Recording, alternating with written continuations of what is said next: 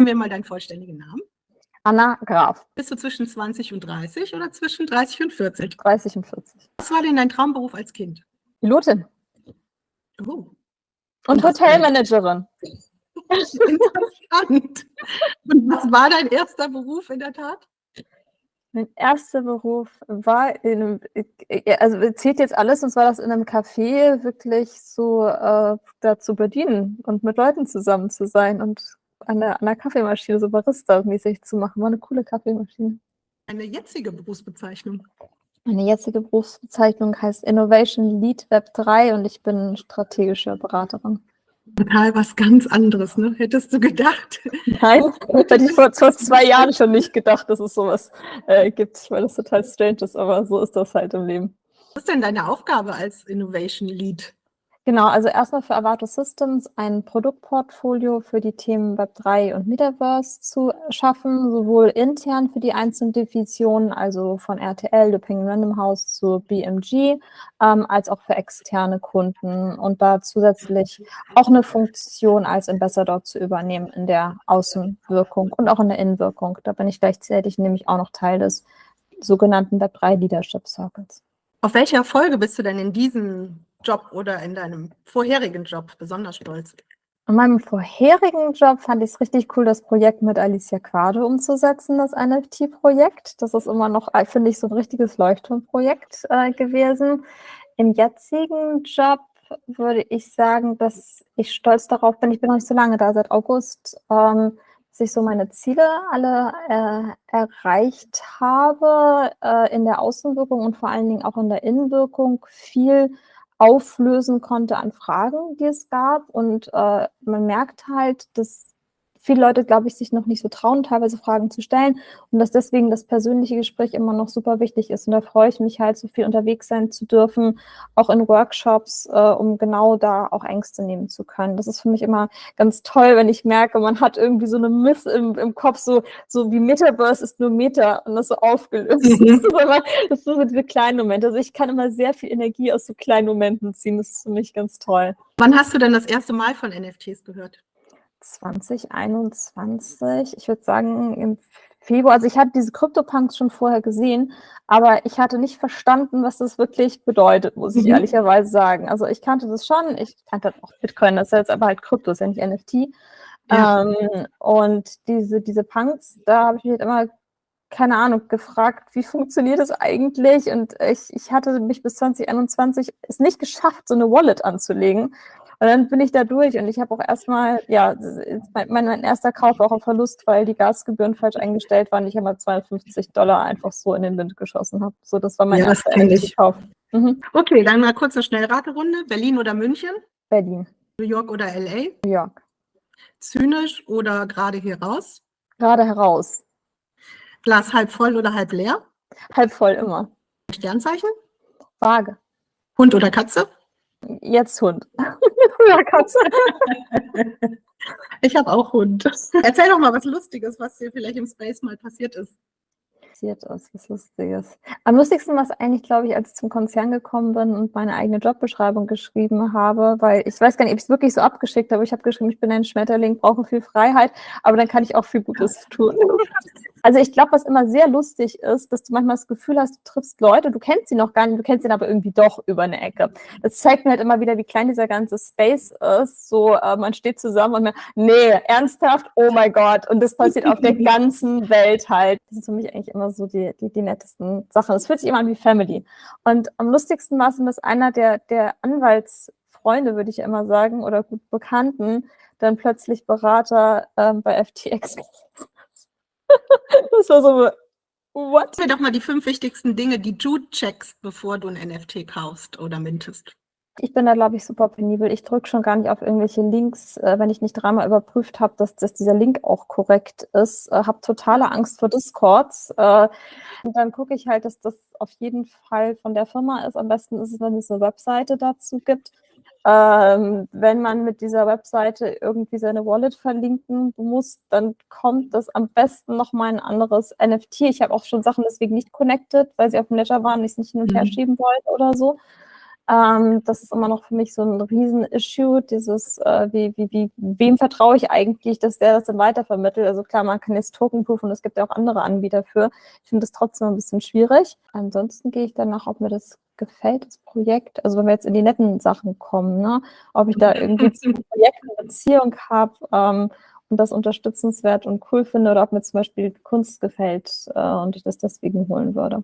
Was war denn dein größter NFT-Fehlkauf? Also was man bis jetzt vielleicht in der Also ziemlich alle würde ich sagen. Aber die Frage ist ja, wie definiert man einen Fehlkauf? Ich sehe das ja immer so ein bisschen als mein Tagebuch auch. Da ist ja mit jedem NFT irgendwie eine Geschichte verbunden. Ich nehme NFTs fast eher wie Power-Ups, so Proof of Attendance Protocols, die so ein bisschen eine Geschichte widerspiegeln. Ansonsten würde ich sagen, ja, Mekaverse, das war... Ich weiß nicht warum, die haben auch noch ganz coole 3D-Figuren und so rausgebracht irgendwie und ich fand, der eine ist auch voll der coole Künstler eigentlich, aber ja, da ist am Anfang zu viel schief gelaufen. Also wenn ich immer meine Wallet gucke, da denke ich auch immer, ja, da ist ja irgendwie nichts drin. Und dann hatte jemand so einen Post geschickt und meinte, ja, also ich habe jetzt verstanden, dass wir alle in 8 bis 9 Jahren Millionäre sind. Man muss einfach nur warten. Auch gut. Also ich denke mal, es wird gar nichts mehr wert sein, aber ist ja egal. Ich glaube, so ein paar Sachen lösen zumindest in der Ur-Community immer so Erinnerungen aus. So ein Yeti zum Beispiel. Boah, 2021 dabei gewesen, ne? Ja, also das weißt du gar nicht, was ist ein Yeti? Kann keiner irgendwie was zu sagen. Aber dann weißt du, ja, okay, du warst mit den Anfängen dabei. Was ist denn dein Lieblings-NFT oder Community? Im Moment würde ich ja fast sagen, ich bin ein totaler Fan von Porsche. Das ist so niedergemacht worden, das Ding. Und ich mag ja das ganze Team total gerne. Der Künstler ist ja auch hier bei uns in Hamburg, der Patrick Vogel. Also wir haben da eigentlich einen recht engen Austausch zu und ich finde es einfach so cool, mir meinen Porsche mit dieser Lifestyle-Variante so weiblich machen zu können. Ich mag ja immer so Projekte, wo man auch ein bisschen in die Weiblichkeit mal reingehen kann. Deswegen habe ich damals ja nicht die Affen gekauft. Die haben alle zu männlich. Die Affen habe ich leider verpasst. Ich habe sie nicht verpasst. Ich habe sie nicht haben wollen, weil ich fand die so schrecklich männlich und ich dachte mir, warum gibt es da keine einzige Frau? Also ich glaube, es gibt so 20, 100, keine Ahnung, aber die habe ich dann wohl nicht gesehen an dem Tag. Und dachte mir so, und ja, deswegen haben aber alle meine Freunde ganz viele Affen. Also ich habe auch gesagt, kauf mal mehr, das passt zu euch, das könnt ihr auch gut als Profilbild nehmen und so. Also, aber ich finde auch, es muss ja auch zu einem passen. Das habe ich halt auch immer, deswegen habe ich eine World of Women zum Beispiel mir geholt. Ja, so. Finde ich auch voll schön. Ich habe auch Ghost Beauties. Ja, siehst du, und das sind so Projekte, ich finde, die haben auch einen guten Hintergrund. Also deswegen, das fand ich irgendwie so schön, das ist so eine schöne Community. Ja. Wenn du Superkräfte hättest, was du natürlich hast, welches Web3-Projekt würdest du denn vorantreiben oder ganz vorne sehen wollen?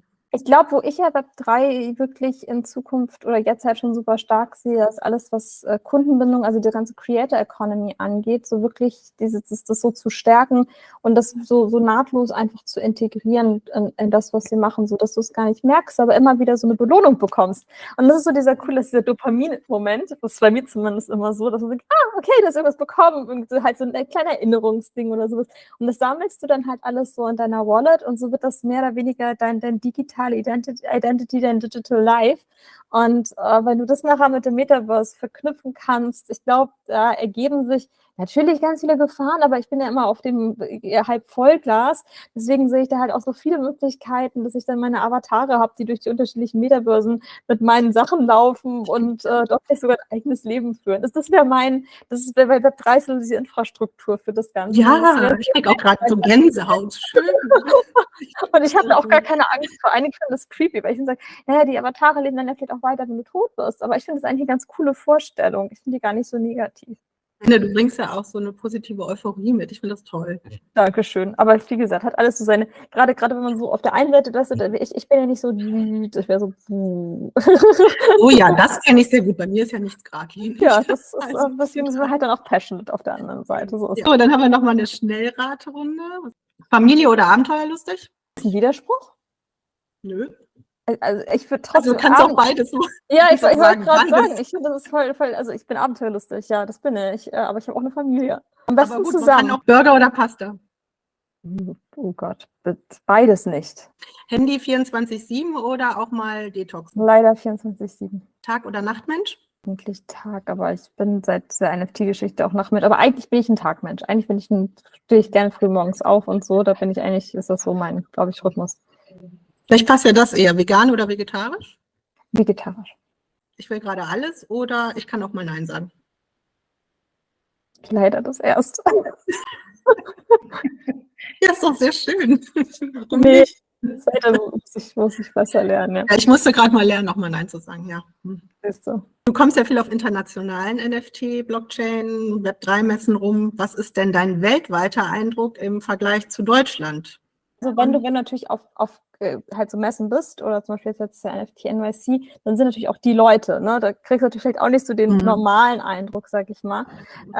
Und ich glaube, in New York sind da sowieso viele Unternehmen. Auf der anderen Seite, guck mal jetzt, wenn man so eine Real-Life-Perspektive, London jetzt 4 Tage gehabt, mir ist eigentlich nicht ein NFT untergekommen, während ich hier in Hamburg beim Robbie Williams-Konzert konnte man am Anfang direkt die NFTs einscannen. Also, ja, direkt, es hat mit einem QR-Code angefangen, du konntest NFTs sammeln vor dem Robbie Williams-Konzert. Und wie viele haben das gemacht? Ich glaube, einfach ein QR-Code, die wussten ja nicht, dass es NFTs sind. Also, weißt du, hast einen QR-Code, und das ist so dieser Automatismus seit Covid, da einfach zu scannen. Ob die Leute jetzt wirklich gewusst haben, was sie dann nachher bekommen, war dann halt ein Andenken so zum Sammeln. Also ich denke mal, so werden es die meisten irgendwie letzten Endes aufgenommen. Ich glaube, so wird es auch in Zukunft sein. Vielleicht heißt es dann auch anders. Es ist einfach so automatisiert. Dass Digital halt Collectibles, genau. Ich sage ja auch immer eher sowas oder Cultural Collectibles oder Digital Art und so. Also das sind ja auch eigentlich die Produkte. Also beim anderen sprechen halt von der Technologie.